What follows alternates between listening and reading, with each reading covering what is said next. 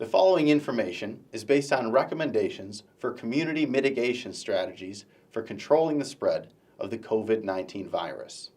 Workplaces. Encourage employees to stay home when sick and to notify supervisors of illness.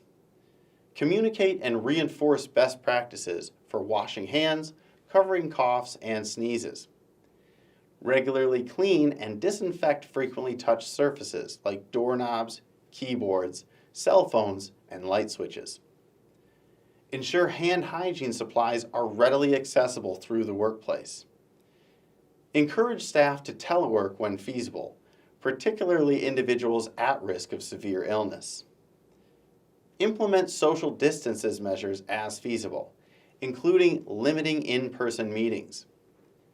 Limit large work-related gatherings, such as staff meetings or after-work functions. Limit non-essential work travel.